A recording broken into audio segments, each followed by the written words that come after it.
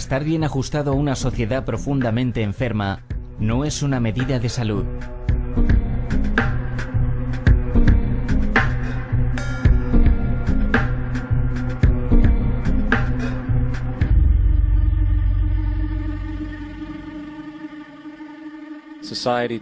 La sociedad de hoy en día está compuesta de una serie de instituciones, desde instituciones políticas, instituciones legales, instituciones religiosas, a instituciones de clases sociales, valores familiares y especializaciones ocupacionales. Es evidente la profunda influencia que estas estructuras tradicionalizadas tienen en formar nuestro entendimiento y nuestra perspectiva. Y sin embargo, de todas estas instituciones sociales en las que nacemos, en las que somos dirigidos o que nos condicionan, no parece haber un sistema más dado por sentado y a la vez incomprendido que el sistema monetario. Adoptando casi proporciones religiosas, el sistema monetario establecido existe como una de las formas de fe más incuestionadas que existen. Cómo se crea el dinero, los principios que lo gobiernan y cómo afecta realmente a la sociedad son asuntos que no cotizan en los intereses de la mayoría de la población.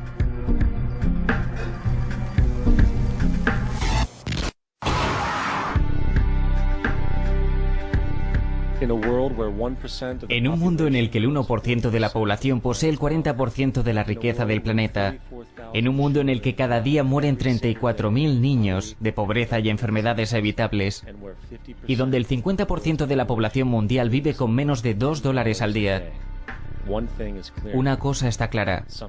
Hay algo que funciona extremadamente mal. Y tanto si somos conscientes de ello como si no, la sangre vital de todas nuestras instituciones establecidas y por tanto de la misma sociedad es el dinero. Por tanto, entender esta institución de la política monetaria es crucial para entender por qué nuestras vidas son como son. Desafortunadamente, a la economía se la considera un tema aburrido y bastante confuso. Interminables torrentes de jerga financiera asociados con matemáticas intimidantes que rápidamente disuaden a la gente de intentar entenderla. Sin embargo, la verdad es que la complejidad asociada con el sistema financiero es una simple máscara. Una máscara diseñada para ocultar una de las estructuras sociales más paralizantes que la humanidad ha soportado nunca.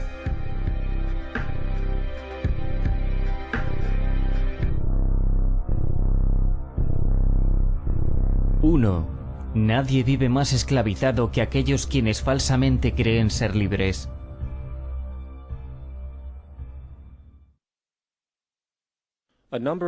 Hace unos años, el Banco Central de los Estados Unidos, la Reserva Federal, publicó un documento titulado Mecánica Moderna del Dinero. Esta publicación detallaba la práctica institucionalizada de la creación del dinero, tal y como la utiliza la Reserva Federal y la red de bancos comerciales que soporta. En la página inicial, el documento expone su objetivo. El propósito de este documento es describir el proceso básico de creación de dinero en un sistema bancario de reserva fraccionaria. Procede entonces a describir este proceso de reserva fraccionaria mediante diversa terminología bancaria que podríamos traducir así. El gobierno de los Estados Unidos decide que necesita dinero, así que llama a la Reserva Federal y solicita, digamos, $10 billones. La Fed responde diciendo, claro, les compraremos bonos del gobierno por ese valor. Así que el gobierno toma unos trozos de papel, los pinta con unos dibujos con aspecto oficial y los llama bonos del tesoro. Entonces les asignan un valor a estos bonos de $10 billones y se los envía a la Fed. A su vez, la gente de la Fed produce también un montón de impresionantes trozos de papel, solo que esta vez les llaman billetes de la Reserva Federal, dándole también a su papel un valor de $10 billones. La Fed toma entonces estos billetes y los intercambia por los bonos. Una vez el intercambio se ha realizado, el gobierno toma los 10 billones en billetes de la Reserva Federal y los deposita en una cuenta bancaria. Y desde el momento de su depósito, los billetes se convierten oficialmente en moneda de curso legal, añadiendo 10 billones a la oferta de dinero de los Estados Unidos. Y ahí lo tenemos. 10 billones de dinero nuevo han sido creados. Por supuesto, este ejemplo es una generalización, ya que en realidad esta transacción ocurriría electrónicamente, sin usar papel en absoluto. De hecho, solo el 3% de la oferta de dinero de los Estados Unidos existe en moneda física. El restante 97% existe esencialmente solo en computadoras. Ahora bien, los bonos del gobierno son por definición instrumentos de deuda. Y cuando la Fed compra estos bonos, con dinero que básicamente ha sido creado de la nada, el gobierno está de hecho prometiendo devolver ese dinero a la Fed. En otras palabras, el dinero se ha creado de una deuda. Esta asombrosa paradoja de cómo dinero o valor puede ser creado de una deuda o una obligación quedará más clara al continuar con este ejercicio. Así pues, el intercambio se ha realizado y ahora hay 10 billones depositados en la cuenta de un banco comercial. Aquí es donde realmente esto se pone interesante, ya que basándose en el principio de la reserva fraccionaria, ese depósito de 10 billones pasa a ser instantáneamente parte de las reservas del banco, igual que cualquier otro depósito. Y en cuanto a los requisitos sobre reservas, según aparece en Mecánica Moderna del Dinero, un banco por requisito legal debe mantener reservas iguales a un porcentaje establecido de sus depósitos.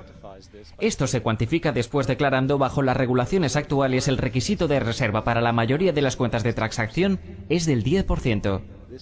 Esto significa que con un depósito de 10 billones, el 10%, un billón, es retenido como reserva, mientras los otros 9 millones son considerados reserva en exceso y pueden ser utilizados como base para nuevos préstamos. Ahora es lógico asumir que estos 9 billones son literalmente sacados de los existentes 10 billones depositados. Sin embargo, en realidad este no es el caso. Lo que en realidad sucede es que los 9 billones son simplemente creados de la nada, además de los 10 billones de dólares depositados. Así es como la oferta de dinero se expande. Como se expone en Mecánica Moderna del Dinero, por supuesto, los bancos no hacen realmente efectivos los préstamos con el dinero que reciben como depósitos. Si hicieran esto, no se crearía dinero adicional. Lo que hacen al conceder préstamos es aceptar pagarés, a cambio de créditos, para la cuenta de los prestatarios. En otras palabras, los 9 billones pueden ser creados de la nada, simplemente porque hay una demanda por un préstamo por esa cantidad y porque hay 10 billones depositados para satisfacer los requisitos de reserva. Ahora, asumamos que alguien entra en un banco y pide prestados los recién disponibles 9 billones de dólares. Lo más probable es que a su vez esa persona tome el dinero y lo deposite en su propia cuenta bancaria. El proceso luego se repite, ya que esos depósitos se convierten en parte de las reservas del banco. El 10% se separa y a su vez el 90% de los 9 billones. Es decir, 8,1 billones están ahora disponibles como nuevo dinero generado para nuevos préstamos. Y por supuesto, esos 8,1 billones pueden ser prestados y redepositados creando 7,2 billones adicionales. Después 6,5, 5,9 billones, etc. Este ciclo de depósito, creación de dinero, préstamo, puede técnicamente continuar hasta el infinito. El resultado matemático es que cerca de 90 billones de dólares pueden crearse a partir de los 10 billones originales. En otras palabras, por cada depósito realizado en el sistema bancario, pueden crearse una burbuja de 9 veces el monto de dicho depósito. ¿Necesitado de dinero? Pídale al atento Bank of America una taza de dinero instantáneo tranquilizador. DINERO, en forma de conveniente préstamo personal. Así que ahora que comprendemos cómo se crea el dinero por este sistema bancario de reserva fraccionaria, podría ocurrírsenos una pregunta lógica pero de difícil respuesta. ¿Qué es lo que le da valor a este nuevo dinero creado? La respuesta es el dinero que ya existe. El nuevo dinero esencialmente le roba valor al dinero existente, ya que el monto total de dinero va creciendo independientemente de la demanda de bienes y servicios. Y como la oferta y la demanda deben equilibrarse, los precios suben disminuyendo el poder adquisitivo de cada dólar. Esto generalmente se conoce como inflación. Y la inflación es esencialmente un impuesto oculto a la gente. ¿Cuál es el consejo que uno generalmente recibe? Es este: aumenten la moneda. No dicen degraden la moneda, no dicen devalúen la moneda, no dicen estafen a las personas que están a salvo, dicen bajen los tipos de interés. El engaño real es cuando distorsionamos el valor del dinero. Cuando creamos dinero de la nada no tenemos más ahorros. Y sin embargo sí existe lo que llamamos capital. Así que mi pregunta se reduce a esto: ¿cómo diablos podemos esperar resolver los problemas de inflación? ¿Esto es el aumento de la oferta de dinero con más inflación? Por supuesto, no se puede. El sistema de reserva fraccionaria y su expansión monetaria asociada es inherentemente inflacionario, ya que el hecho de aumentar la oferta monetaria sin existir una expansión proporcional de bienes y servicios en la economía degradará siempre la moneda. De hecho, un rápido vistazo a los valores históricos del dólar americano, comparado con la oferta monetaria, confirma este punto de forma definitiva. La relación inversamente proporcional es obvia.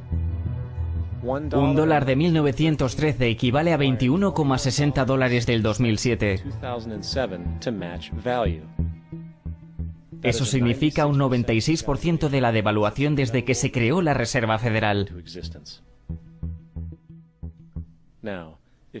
Y si esta realidad de inflación perpetua y estructural parece absurda y autodestructiva,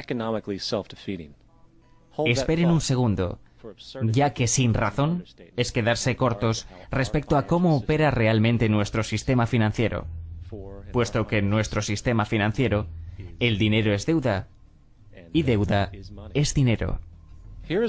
He aquí un gráfico de la oferta monetaria de Estados Unidos desde el 50 hasta 2006.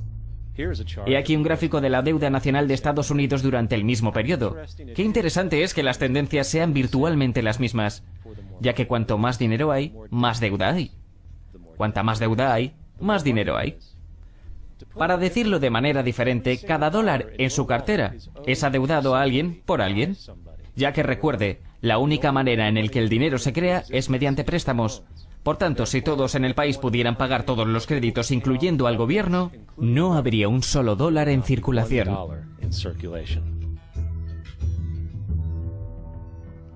Si no hubiera deuda en nuestro sistema monetario, no habría dinero alguno.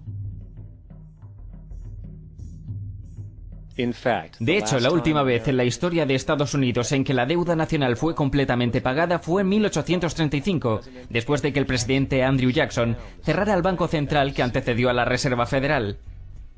De hecho, toda la plataforma política de Jackson giraba fundamentalmente en este hecho sobre su compromiso de cerrar el Banco Central, llegando a declarar que los intentos descarados efectuados por el actual banco de controlar al gobierno no son sino premoniciones de la suerte que le espera al pueblo de Estados Unidos si se les engañara para perpetuar esta institución o con la fundación de una parecida.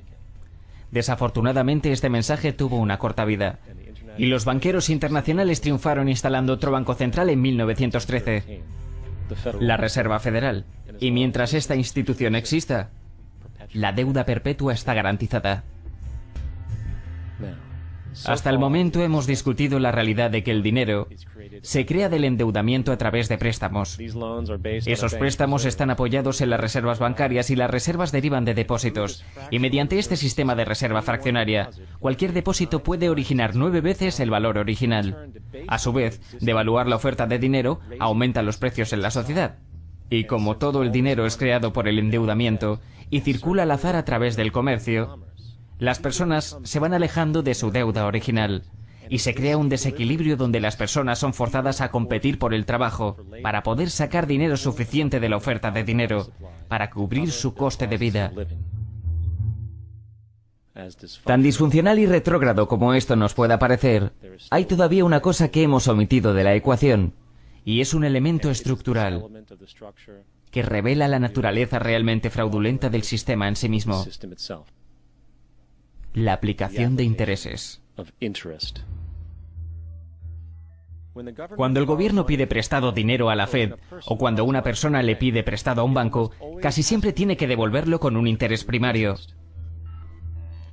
En otras palabras, casi cada dólar existente debe ser finalmente devuelto al banco con interés. Pero si todo el dinero es prestado por el Banco Central y se expande por los bancos comerciales a través de préstamos, solo lo que denominaríamos el principal ha sido creado en la oferta de dinero. Así que entonces, ¿dónde está el dinero para cubrir todos los intereses cargados? En ningún sitio. No existe. Las ramificaciones de esto son asombrosas, ya que la cantidad de dinero que se debe a los bancos siempre excederá la cantidad de dinero que está disponible en circulación. Por eso la inflación es una constante en la economía, porque siempre hace falta nuevo dinero para cubrir el perpetuo déficit inherente al sistema causado por la necesidad de pagar intereses. Esto también significa que matemáticamente los impagos y las bancarrotas son literalmente parte integral del sistema y siempre existirán los pobres bolsillos de la sociedad que sufrirán la peor parte del mismo. Una analogía sería un juego de sillas musicales, ya que cuando la música se para, alguien se queda sin refugio.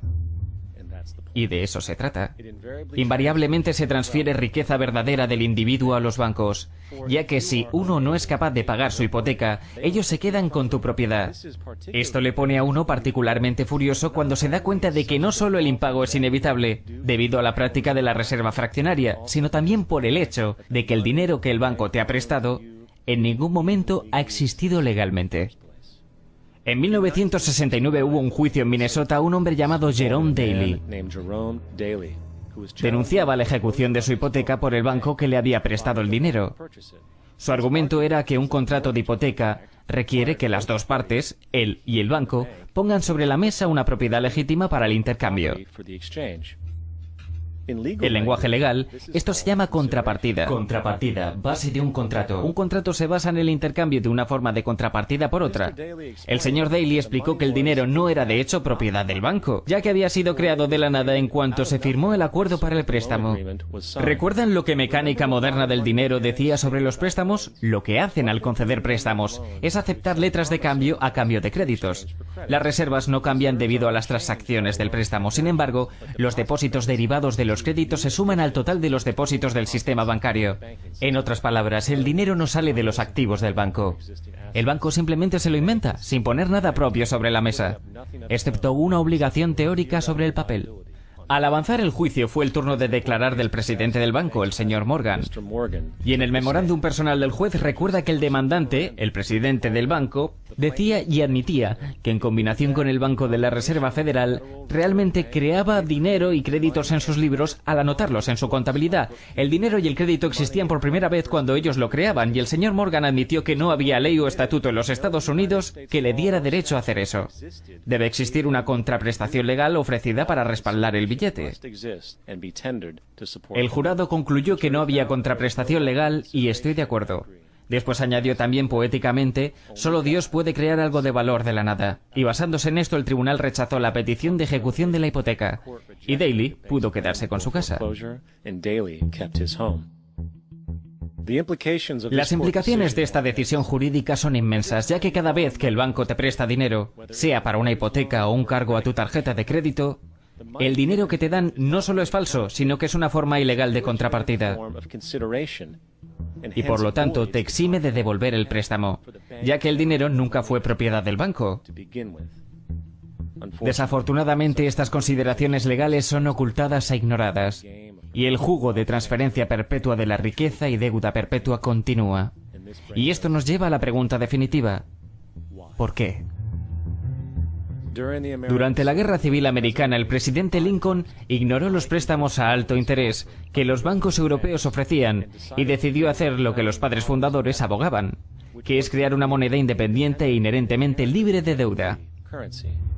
Se la llamó el Greenback. Poco después de que se tomara esta medida, un documento interno circuló entre los bancos privados americanos y británicos diciendo: la esclavitud no es más que ser propietario del trabajo y lleva consigo el cuidado de los trabajadores, mientras que el plan europeo es que sea el capital el que controle el trabajo controlando los salarios. Esto puede hacerse controlando el dinero. Pero no podemos permitir el greenback ya que no lo podemos controlar. La política de reserva fraccionaria perpetrada por la Reserva Federal, que de hecho se ha extendido a la mayoría de los bancos del mundo, es de hecho un sistema de esclavitud moderna.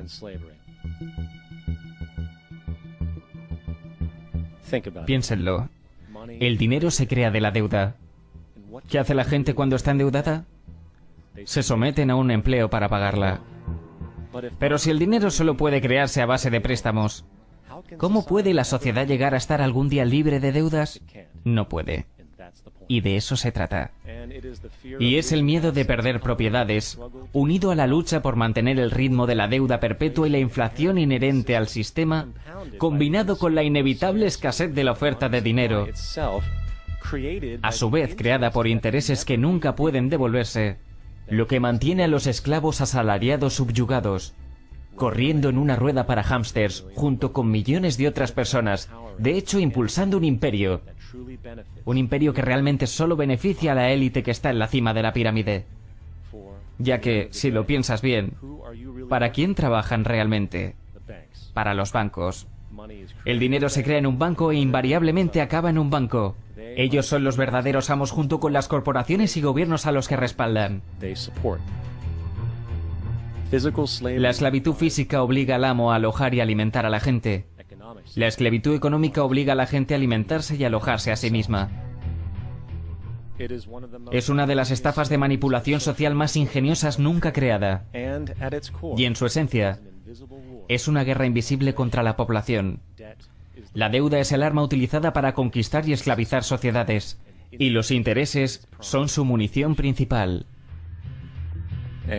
Y mientras la mayoría anda por ahí ajena a esta realidad, los bancos, en complicidad con gobiernos y corporaciones, continúan perfeccionando y expandiendo sus tácticas de guerra económica, engendrando nuevas bases como el Banco Mundial y el Fondo Monetario Internacional, mientras a la vez inventan un nuevo tipo de soldado, el sicario económico. 2. Hay dos formas de conquistar y esclavizar una nación, una es con la espada y la otra es con la deuda. Nosotros los sicarios económicos somos los realmente responsables de crear este primer imperio verdaderamente global. Y trabajamos de diferentes maneras. John Perkins es jefe de economía del Chas, autor de Confesiones de un sicario económico. Pero quizás la más común es que primero identificamos un país que tiene recursos como petróleo. Después concertamos un enorme préstamo a ese país por parte del Banco Mundial o alguna de sus organizaciones hermanas. Pero el dinero nunca llega realmente a ese país, sino que va a parar a nuestras grandes corporaciones para construir infraestructuras en ese país. Plantas industriales, plantas eléctricas, puertos, cosas que benefician a una minoría rica de ese país, además de a nuestras corporaciones. Pero que realmente no llegan a la mayoría de la gente en absoluto. Sin embargo, esa gente, el país entero, se queda soportando una deuda enorme.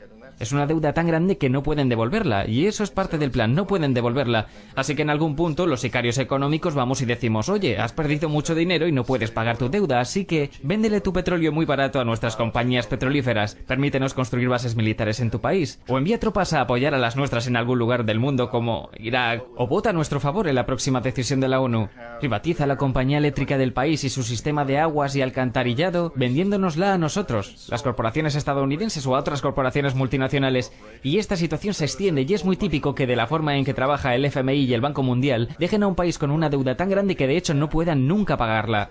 Y entonces les ofreces refinanciar la deuda y pagar aún más intereses. Y exiges este quid pro quo, lo que se llama condicionalidad, que consiste básicamente en que ellos tienen que vender sus recursos,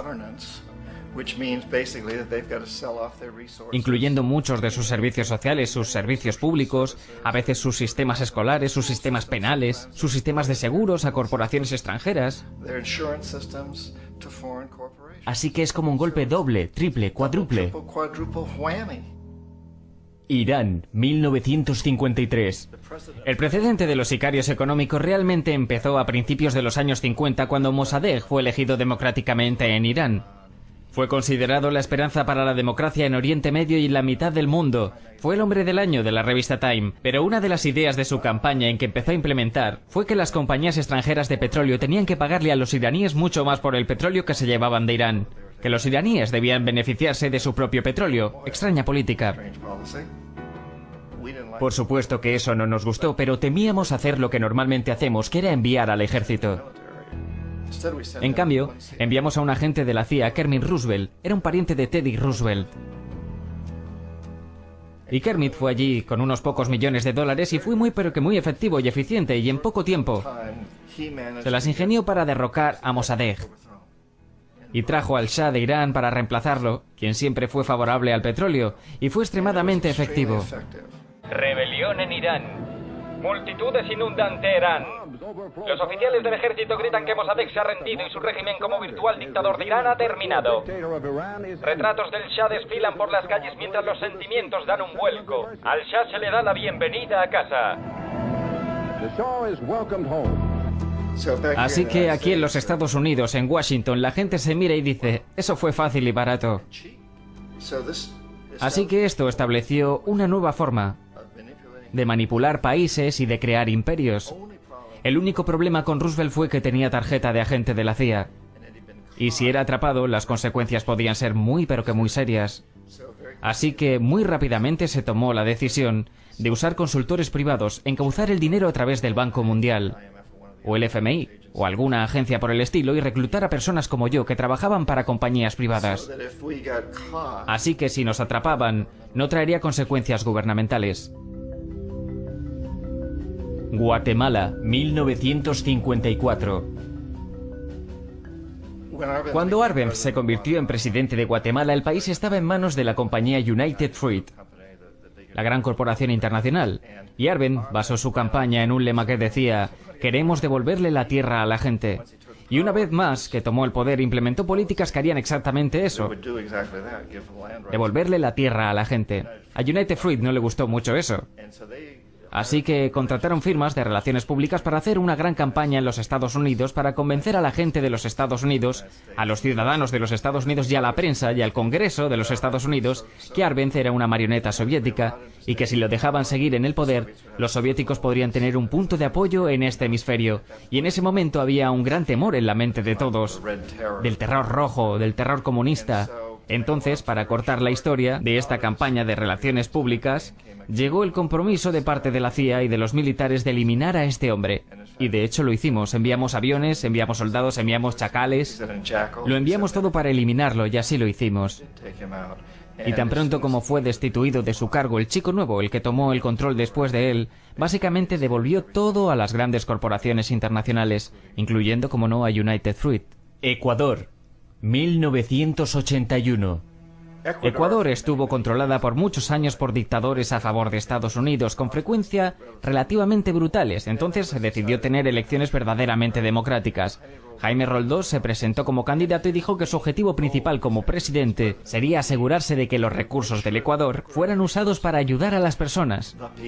Y ganó abrumadoramente, por muchos más votos que cualquier otro que haya ganado antes en Ecuador, y empezó a implementar estas políticas para cerciorarse que las ganancias provenientes del petróleo sirvieran para ayudar a su pueblo.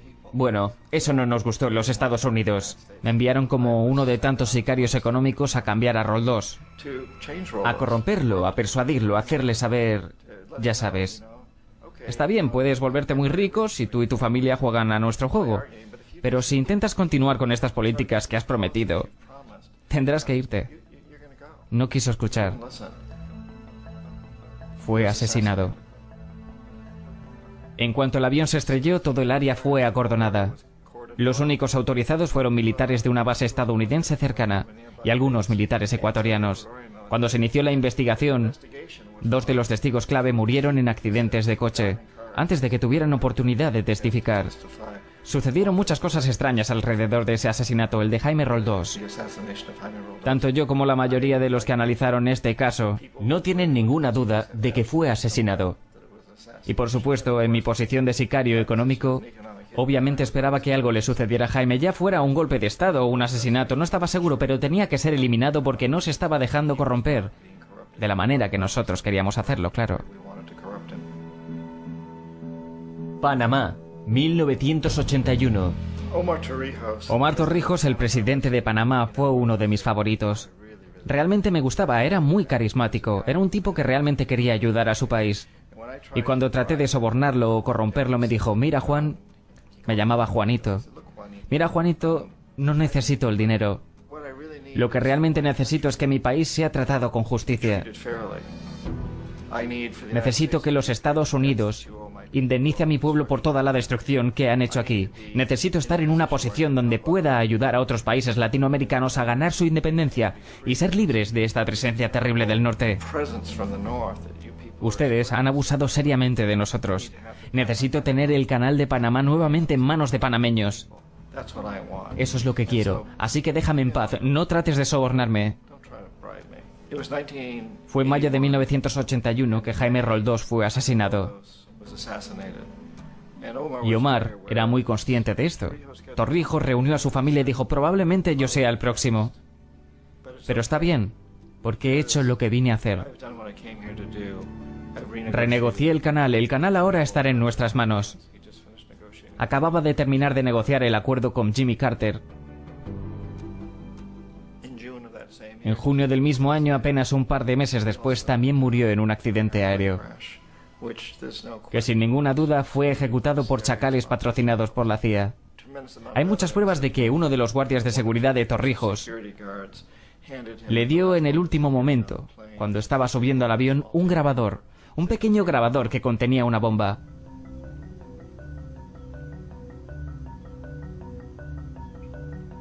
Venezuela. Me resulta interesante ver cómo este sistema ha continuado casi de la misma manera durante años y años, excepto que los sicarios económicos han ido mejorando en su labor. Entonces tenemos el caso muy reciente de lo que sucedió en Venezuela. En el 98 Hugo Chávez consigue ser presidente electo, después de una larga línea de presidentes muy corruptos, que básicamente habían destruido la economía del país. Y Chávez fue elegido en medio de todo esto. Chávez le hizo frente a los Estados Unidos, y lo hizo ante todo exigiendo que el petróleo venezolano fuera usado para ayudar a la gente de Venezuela.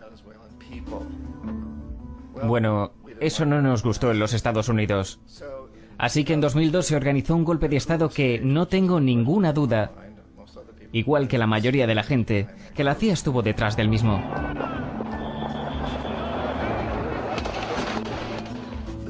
La manera en que se promovió ese golpe fue un reflejo de lo que Kermit Roosevelt había hecho en Irán, pagándole a la gente para que saliera a las calles a alborotar, a protestar, a decir que Chávez era muy impopular. Ya sabes, si consigues unos pocos miles de personas que hagan eso, la televisión puede hacerlo parecer como que es el país entero. Y las cosas comienzan a proliferar rápidamente. Excepto en el caso de Chávez, que fue lo suficientemente inteligente y la gente lo apoyó fuertemente, tanto que lo superaron. Y eso fue un momento excepcional en la historia de América Latina. Irak, 2003.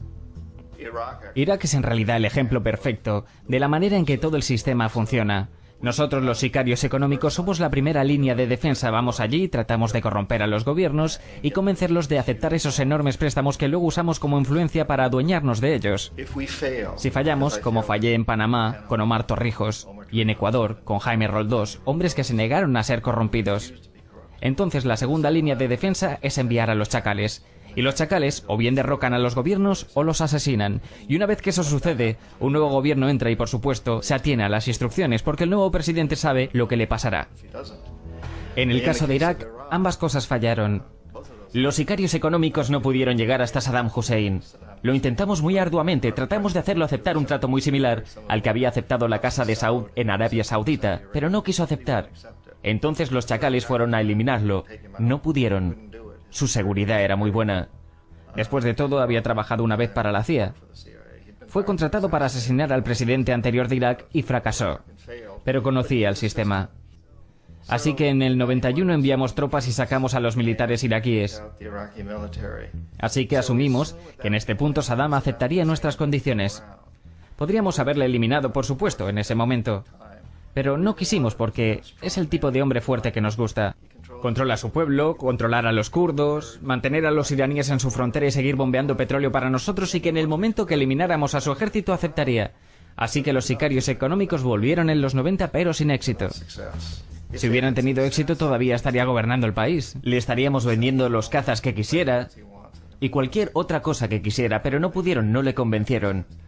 Los chacales tampoco pudieron con él esta vez, así que enviamos de nuevo a los militares y esta vez completamos el trabajo y lo eliminamos. Y en el proceso creamos negocios de construcción muy lucrativos para nosotros. Teníamos que reconstruir el país que esencialmente acabábamos de destruir, lo que es muy buen negocio si uno tiene grandes empresas de construcción. Así que Irak nos muestra las tres fases. Los sicarios económicos fracasaron allí. Los chacales también. Y como medida final enviamos al ejército. Y de esa manera hemos creado realmente un imperio, pero lo hemos hecho muy sutilmente, en clandestino. Los imperios se construían militarmente en el pasado y todo el mundo sabía que era así. Los británicos sabían que estaban construyendo uno, los franceses, los romanos, los griegos, y estaban orgullosos de ello. Siempre tenían alguna excusa como extender la civilización o alguna religión. Algo así, pero siempre sabían que lo estaban haciendo, nosotros no. La mayoría de la gente de los Estados Unidos no tiene ni idea. No sabe que vivimos de los beneficios de este imperio clandestino. De que hoy hay más esclavitud en el mundo que nunca en la historia. Entonces uno debe preguntarse, bueno, si esto es un imperio, ¿quién es el emperador? Obviamente nuestros presidentes de los Estados Unidos no son emperadores. Un emperador es alguien a quien no se elige, no sirve por un tiempo limitado. Y no responde ante nadie, esencialmente. Así que no podemos calificar a nuestros presidentes de eso. Pero tenemos lo que yo considero lo equivalente a un emperador. Y es lo que llamo corporatocracia. La corporatocracia es este grupo de hombres que dirigen las grandes corporaciones. Y realmente actúan como el emperador de este imperio. Controlan los medios o bien directamente siendo sus propietarios o con la publicidad. Controlan a la mayoría de nuestros políticos porque financian sus campañas. O bien mediante las corporaciones o mediante contribuciones personales que proceden de las corporaciones. Nadie les elige, no sirven por un periodo limitado y no responden ante nadie. Y en la cima de la corporatocracia uno no puede realmente saber si la persona trabaja para una corporación privada o el gobierno porque se mueven de uno a otro constantemente. Así que tienen a un tipo que en un instante es presidente de una compañía de construcción como Halliburton y al siguiente instante es vicepresidente de los Estados Unidos, o el presidente que antes estaba en el negocio del petróleo. Y esto es cierto tanto si los que están en el poder son demócratas como republicanos. Tenemos el mismo movimiento de ida y vuelta a través de la puerta giratoria. Y de algún modo nuestro gobierno es invisible gran parte del tiempo. Y a uno u otro nivel son las corporaciones las que llevan a cabo las políticas. Y una y otra vez es la corporatocracia la que forja las políticas del gobierno. Y luego las presenta al gobierno y se convierten en políticas, así que hay una relación increíblemente íntima entre ellos. Esto no es ninguna teoría conspiratoria. Esta gente no tiene que juntarse a conspirar para hacer cosas. Trabajan todos bajo un supuesto fundamental. Y es que deben maximizar los beneficios sin importar el coste social o medioambiental.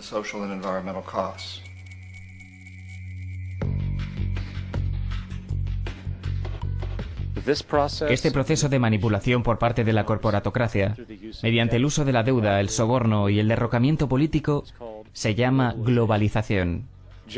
Igual que la Reserva Federal mantiene al público estadounidense en una posición de servidumbre forzada mediante la deuda perpetua, la inflación y el interés, el Banco Mundial y el FMI juegan ese papel a escala global. La trampa básica es simple: provocar el endeudamiento de un país bien por su propia imprudencia o corrompiendo al líder de ese país. Entonces, imponer condicionalidades o políticas de ajuste estructural, que a menudo consisten en lo siguiente: devaluación de la moneda. Cuando el valor de la moneda cae, lo mismo ocurre con todo lo valorado con ella. Esto pone los recursos indígenas a disposición de los países depredadores, a una fracción de su valor real. Grandes recortes en la financiación de programas sociales que habitualmente incluyen la educación y el sistema sanitario, comprometiendo el bienestar e integridad de la sociedad, dejando al público vulnerable a la explotación. Privatización de empresas públicas. Esto significa que sistemas socialmente importantes pueden ser adquiridos y regulados por corporaciones extranjeras que buscan beneficios. En 1999, el Banco Mundial instó al gobierno boliviano a vender el sistema público de aguas de su tercera ciudad más grande a una subsidiaria de la corporación estadounidense Bechtel. En cuanto esto ocurrió, las facturas del agua para los ya empobrecidos residentes se dispararon. No fue hasta que hubo la revuelta popular total que se anuló el contrato con Bechtel.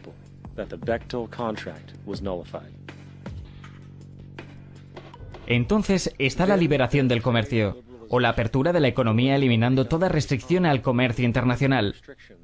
Esto permite ciertas manifestaciones económicas abusivas, como corporaciones transnacionales importando sus propios productos producidos en masa y vendiendo más barato que la producción local, arruinando así las economías locales. Un ejemplo es Jamaica, que después de aceptar créditos y condicionalidades por parte del Banco Mundial, perdió sus grandes mercados de grano debido a la competencia de las importaciones. Hoy, innumerables granjeros están sin trabajo ya que son incapaces de competir con las grandes corporaciones. Luego está la creación de numerosas, al parecer inadvertidas e inhumanas fábricas que explotan a los trabajadores aprovechando la penuria económica impuesta. Además, debido a la desregulación de la producción, la destrucción medioambiental es perpetua.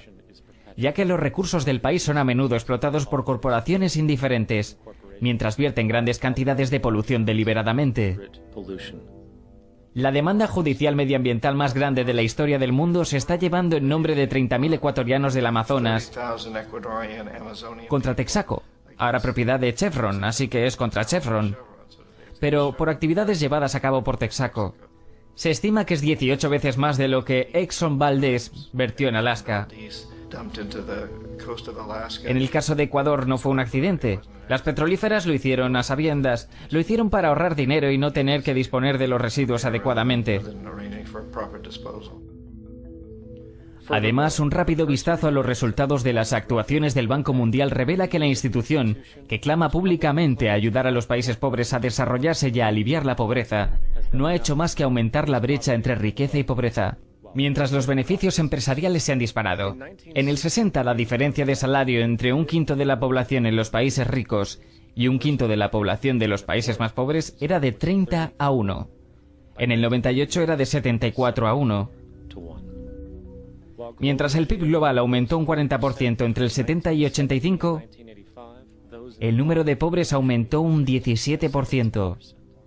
Mientras en 1985 y 2000, el número de los que viven con menos de $1 al día aumentó un 18%.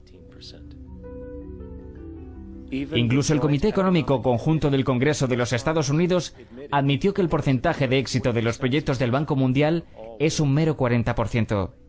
A finales de los 60, el Banco Mundial intervino en Ecuador con grandes préstamos. Durante los 30 años siguientes, la pobreza creció del 50 al 70%. El desempleo o empleo precario creció del 15% al 70%. La deuda pública aumentó de 240 a 16.000 millones, mientras que la proporción de recursos asignados a los pobres bajó del 20% al 6%. De hecho, para el año 2000, el 50% del presupuesto nacional de Ecuador tenía que asignarse al pago de la deuda. Es importante comprender que el Banco Mundial es de hecho un banco de los Estados Unidos, apoyando intereses estadounidenses, ya que Estados Unidos tiene derecho a veto sobre las decisiones como máximo proveedor de capital. ¿Y de dónde sacó ese dinero? ¿Lo han adivinado? Lo creó de la nada mediante el sistema de reserva fraccionaria. De las 100 mayores economías basándonos en el PIB, 51 son corporaciones. Y de esas 51 corporaciones, 47 tienen su sede en Estados Unidos. Walmart, General Motors o Exxon son más poderosas económicamente que Arabia Saudí, Polonia, Noruega, Sudáfrica, Finlandia, Indonesia y muchos otros. Y mientras las barreras protectoras del comercio se eliminan, las monedas se juntan y se manipulan en mercados flotantes, y las economías estatales se derriban en favor de la competencia abierta en un capitalismo global. El imperio se expande. Te levantas en tu pequeña pantalla de 21 pulgadas y aúllas sobre América y la democracia. No hay América, no hay democracia. Solo hay IBM, ITT, IATT, DuPont, Dow, Union Carbide y Exxon. Esas son las naciones del mundo de hoy en día. ¿De qué crees que hablan los rusos en sus consejos de estado de Karl Marx? Sacan sus gráficos de programación lineal, teorías de decisión estadísticas, soluciones de mínimos y máximos y computan la probabilidad precio-coste de sus transacciones e inversiones exactamente igual que nosotros. Ya no vivimos en un mundo de naciones e ideologías, señor Bill. El mundo es un complejo de corporaciones, inexorablemente determinado por las inmutables leyes de los negocios. El mundo es un negocio, señor Bill. Tomados acumulativamente, la integración del mundo común, todo particularmente en términos de globalización económica y las míticas cualidades del libre mercado capitalista, representan un verdadero imperio en sí mismos. Pocos han sido capaces de escapar a los ajustes estructurales y condicionalidades del Banco Mundial, el FMI o los arbitrajes de la Organización Mundial de Comercio, instituciones financieras internacionales que, aun siendo inadecuadas, determinan lo que significa globalización económica. Tal es el poder de la globalización que durante nuestras vidas es muy probable que veamos la integración equilibrada o no de todas las economías nacionales del mundo en un solo sistema global de libre mercado. Un puñado de poderes económicos está tomando el control del mundo. Poderes que dominan los recursos naturales que necesitamos para vivir mientras controlan a la vez el dinero que necesitamos para obtener estos recursos. El resultado final será un monopolio mundial, basado no en la vida humana, sino en el poder financiero y corporativo.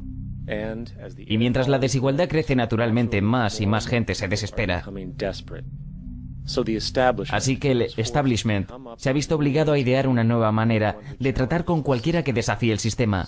Es el nacimiento del terrorista. El término terrorista es una distinción vacía diseñada para cualquier persona o grupo que decida desafiar al establishment. No hay que confundir esto con la ficticia Al-Qaeda, que era de hecho el nombre de una base de datos de los muyahidines apoyados por Estados Unidos en los años 80. La verdad es que no hay ningún ejército o grupo terrorista llamado Al-Qaeda y cualquier oficial de inteligencia lo sabe, pero hay una campaña de propaganda para hacer que el público crea en la presencia de una entidad identificada. El país detrás de esta propaganda son los Estados Unidos. En 2007 el Departamento de Defensa recibió 161.800 millones de dólares para la llamada guerra global contra el terrorismo. Según el Centro Nacional de Antiterrorismo, en 2004 apenas 2.000 personas murieron internacionalmente por actos terroristas. De ese número, 70 eran estadounidenses. Usando este número, como media general, lo que es extremadamente generoso, es interesante notar que el doble de gente muere de alergias a los cacahuetes al año que por actos terroristas. Al mismo tiempo, la causa principal de muerte en los Estados Unidos son las enfermedades coronarias, que matan a unas 450.000 personas al año. Y en 2007, la asignación de fondos gubernamentales para la investigación de este problema fue de unos 3.000 millones. ¿Qué significa esto? Pues que en 2007 el gobierno gastó 54 veces más para evitar el terrorismo que para prevenir la enfermedad que mata a 6.600 veces más gente anualmente que el terrorismo.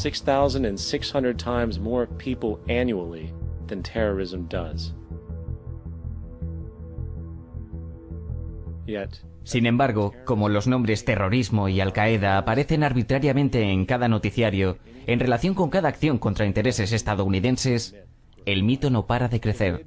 A mediados de 2008, el fiscal general de los Estados Unidos propuso de hecho que el Congreso de los Estados Unidos declarara oficialmente la guerra contra la fantasía. Sin mencionar que desde julio de 2008 hay ahora más de 1 millón de personas en la lista de gente a vigilar por terrorismo en los Estados Unidos. Estas llamadas medidas antiterroristas, por supuesto, no tienen nada que ver con protección social, y todo que ver con preservar el establishment, entre el creciente sentimiento de antiamericanismo, tanto a nivel nacional como internacional, que está fundado legítimamente en la expansión del imperio corporativo de codicia, que está explotando el mundo.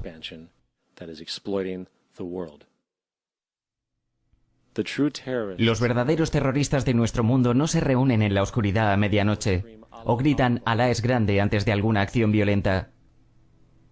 Los verdaderos terroristas de nuestro mundo visten trajes de $5.000 y trabajan en las posiciones más altas del gobierno y del mundo de los negocios.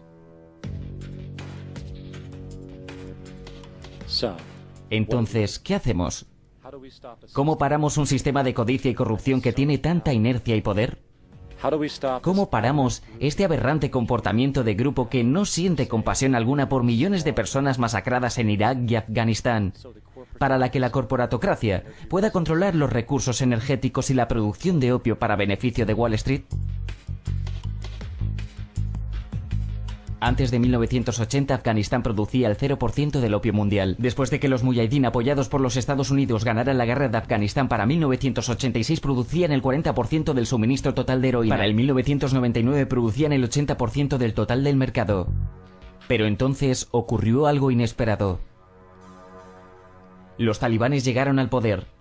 Y para el año 2000 habían destruido casi todos los campos de opio. La producción cayó en más de 3.000 toneladas a solo 185. Una reducción del 94%. El 9 de septiembre de 2001 los planes para una invasión en Afganistán estaban sobre la mesa del presidente Bush. 2 días después tenían la excusa. Hoy la producción de opio en el Afganistán controlado por Estados Unidos, que ahora suministra más del 90% de la heroína mundial, bate récords de producción cada año. ¿Cómo detenemos un sistema de codicia y corrupción que condena a las poblaciones pobres a ser explotadas para beneficio de Madison Avenue? o en el que los ingenieros señalan en falso ataques terroristas por pura manipulación, o que genera modelos de operación social que llevan inherentemente a la explotación, o que sistemáticamente reduce las libertades civiles y viola derechos humanos para protegerse a sí mismo de sus propias carencias. ¿Cómo tratamos con las numerosas instituciones encubiertas, como el Consejo para Relaciones Extranjeras, la Comisión Trilateral o el Grupo Bilderberg, u otros grupos elegidos antidemocráticamente que a puerta cerrada confabulan para controlar los elementos político, social, financiero y medioambiental de nuestras vidas?